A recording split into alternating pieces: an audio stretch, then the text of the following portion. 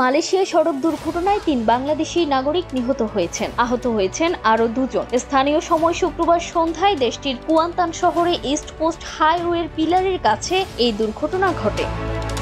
Kuantan জেলার ভারপ্রাপ্ত police প্রধান সুপারিনটেন্ডেন্ট মোহাম্মদ আদলি মাদ দাউদের বরাত দিয়ে মালয়েশিয়া সংবাদ মাধ্যম দ্য স্টারের প্রতিবেদনে বলা হয়েছে, সন্ধ্যা 7:30টার দিকে একটি টয়োটা অ্যাভেঞ্জার গাড়ি নিয়ন্ত্রণ হারিয়ে রাস্তা থেকে ছিটকে পড়ে। এ সময় ঘটনাস্থলেই ৩ জন মারা যান। নিহতরা হলেন গাড়ি চালক সাব্বির হাসান, যাত্রী জাহিদ হাসান ও আব্দুল্লাহ। তারা সকলেই বাংলাদেশি নাগরিক। এছাড়া গাড়িতে থাকা ২ যাত্রী গুরুতর আহত হয়েছেন। তাদের কুয়ান্তানের টেঙ্কু আমপুয়ান আফজান হাসপাতালে ভর্তি করা হয়েছে।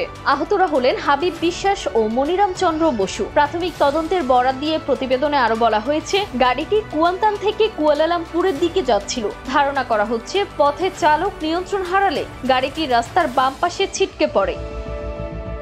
পুলিশ জানিয়েছে, নিহত চালকের বৈধ ড্রাইভিং লাইসেন্স ছিল না। পাশাপাশি গাড়িটির রোড ট্যাক্স চলতি বছরের মে মাসে মেয়াদ উত্তীর্ণ হয়েছে। তদন্তে এসব বিষয় খতিয়ে দেখা হচ্ছে। দুর্ঘটনার প্রকৃত কারণ তদন্ত করেছে পুলিশ। নিহতদের মরদেহ স্থানীয় হাসপাতালের মর্গে রাখা হয়েছে।